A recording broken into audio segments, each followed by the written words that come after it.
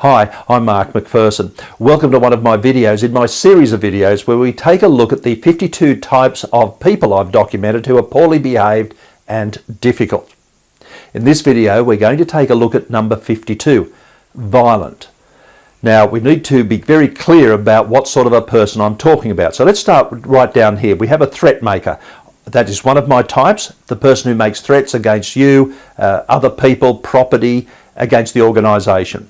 We're going to talk about people who are a little bit violent. What we're not going to talk about is people who use guns, who jump over counters and start bashing people, people who use knives, that sort of thing. These people are most certainly poorly behaved and difficult, but these people really need to be dealt with by the police and other people in authority. They're not for us in the workplace.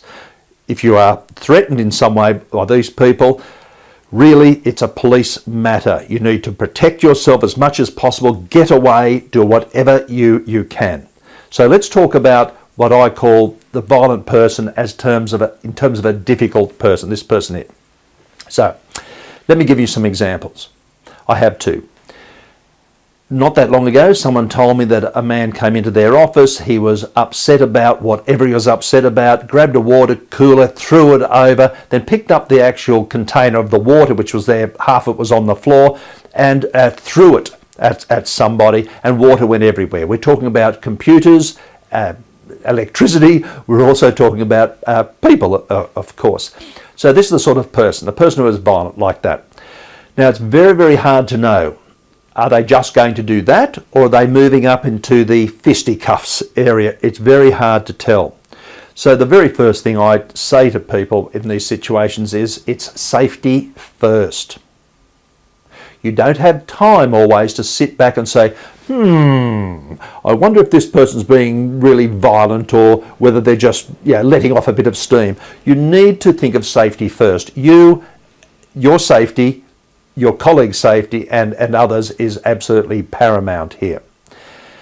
Another example is a person told me that they were dealing with a customer who got really angry and leant across and picked up a stapler and didn't throw it at them but threw it at the wall. Now this is violent. It's not a gun, it's not a knife, but it is violent. And we need to be careful because yes, they might have been letting off a bit of steam, but again, you just never know where this is going to end. So safety first.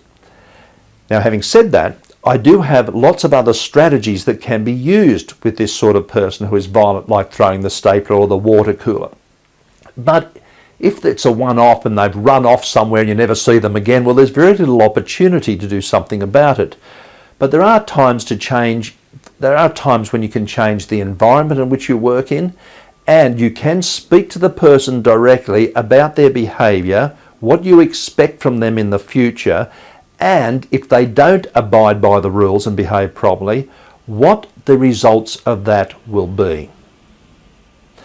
Let's just leave it there.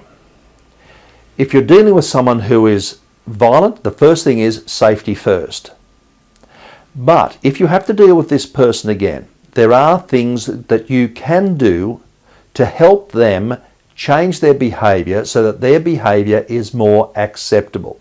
You may not be able to stop them from being angry. You may not be able to stop them from being dissatisfied with the services or products that you're able to give them. I get that. But there are things you can do. Let's just leave it there. If you'd like to know about how to deal with someone who is a bit of a hothead, if you like, please give us a call. Just go to the contact page of my website, for example. There's lots of ways of getting in contact with me there.